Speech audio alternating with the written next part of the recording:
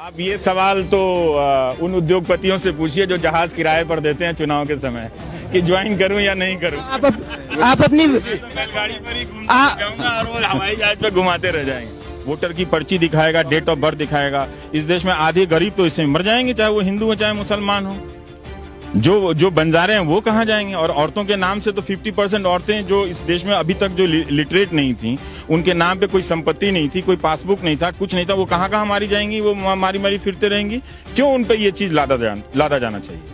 क्यों लादा जाना चाहिए कि जिस तरह से वो हनक से कह गए हैं कि हम इसी संसद में लेकर आएंगे?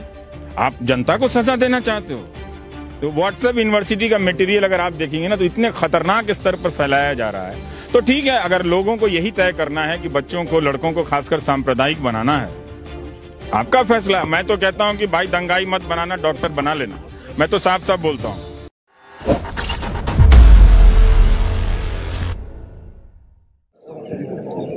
भाई पंजाब को हम कैसे देखें ये ज्यादा जरूरी नहीं है। पंजाब इस वक्त देश को कैसे देख रहा है ये ज्यादा जरूरी है ना? तो आप अपनी भूमिका तय कीजिए। हर व्यक्ति को अपनी भूमिका चुननी पड़ेगी इस वक्त। अगर आप नहीं चुनेंगे तो आपके ही सामने से जो गुजर रहा है तूफान, फिर आपको दोबारा मौका नहीं देगा। सोचते हैं कि पंजाब अपनी भूमिका चुन रहा है? नहीं, मुझे नहीं लगता कि अभी उस तरह से चुन रहा है। हाँ, मतलब आप ये सवाल तो उन उद्योगपतियों से पूछिए जो जहाज किराए पर देते हैं चुनाव के समय कि ज्वाइन करूं या नहीं करूं। आप अपनी बैलगाड़ी पर ही घूमते जाऊंगा और वो हवाई जहाज पे घुमाते रह जाएंगे। लगाम वो खत्म हो गया है, वो एंटी डेमोक्रेटिक हो गया है, वो एंटी देश के जो लोकतांत्रिक संस्कृति है उसके खिलाफ काम कर रहा है। ये मैं लोगों को बता रहा हूँ। उसमें असहमति की आवाज, विपक्ष की आवाज को कमजोर किया जाता है और सरकार से सवाल नहीं किया जाता। कुछ पॉलिटिशियन जो सरकार में है वो जिम्मेदार होता है कि और कौन होता है? फिर हम और आप थोड़ी जिम्मेदार होते हैं। हमारी आपकी जिम्मेदारी है कि हम इस चीजों पे आंख कान खोल के नजर रखें, है ना? और हम कितना भी जिम्मेदार हो जाएं, कोई भी ऐसी बात हो, आप में 100 कमी होगी, मेरे में भी कमी होगी, तो इन कमियों को लेकर क्या मकसद है कि हम और आप लड़े? अगर कोई ये खेल खेल रहा है तो आपको भी ये समझना चाहिए और हमको भी समझना चाहिए। तो फिर आप इतनी सी जिम्मेदारी निभा लीजिए, फिर शांति आ जाएगी। भारत के मीडिया जो भाषा और जिस तरह से भाषा का इस्तेमाल हुआ है ना, वो ठीक नहीं है जी। सर भारतीय मीडिया को जी हाँ, भारतीय मीडिया को आप कहाँ देख रहे हैं? बोल चुका हूँ, भारतीय मीडिया है ही नहीं इस देश में, तो मैं क्या देखूंगा? भारतीय हैं, उन्हीं को मैं देख रहा हूँ कि उन्हीं से कोई उम्मीद है। जी आखिरी सवाल लूंगी कि पंजाब की सीएम ने बात बोली है कि सीएबी जो बिल है वो यहाँ पे लागू नहीं किया जाएगा। वो तो राज्य का, वो तो क्या, नागरिकता का मामला तो केंद्र का मामला होता है कि, है ना? तो वो लागू नहीं किया जाएगा वो बात नहीं है। वो तो सेंटर के लोग हैं, वो पासपोर्ट ऑफिस और ये सब करेंगे, वो सारा नागरिकता देने का जिसको देना है दें आप, है ना? जैसे आप पहले दे रहे थे। लेकिन बात है कि वो नेशनल रजिस्टर होना चाहिए कि नहीं होना चाहिए। क्या आप अपने बाप दादाओं का प्रमाण देना चाहेंगे कि वो यहाँ पैदा हुए थे कि नहीं होना चाहिए? चाहते हैं आप देना? बिल्कुल। आप घर में जाके आपको ये इंसल्ट नहीं लगता है कि आपसे कोई डॉक्यूमेंट मांगे कि आप हिंदुस्तानी हैं या नहीं है? कोई भी हो तो उस लाइन में तो सब खड़े रहेंगे। तो फिर आप डिसाइड कीजिए कि आप कौन सा दस्तावेज लेकर आएंगे दिखाने के लिए कि आप इस हिंदुस्तानी हैं या नहीं है। और कोई पूछने वाला कौन होता है? सर मुस्लिम कौन होता है? क्या सरकार ही पूछेगी क्या कि आप इस देश के नागरिक हैं या नहीं है? क्योंकि जिन नागरिकों के दम पे सरकारें बनती हैं, वो उल्टा नागरिकों से पूछेगी कि आप दस्तावेज दिखाओ, आधार नंबर दिखाओ, अपने बाप दादाओं की जमीन की रजिस्ट्री दिखाओ, तब हम कहेंगे कि आप इस देश के नागरिक हैं या नहीं हैं।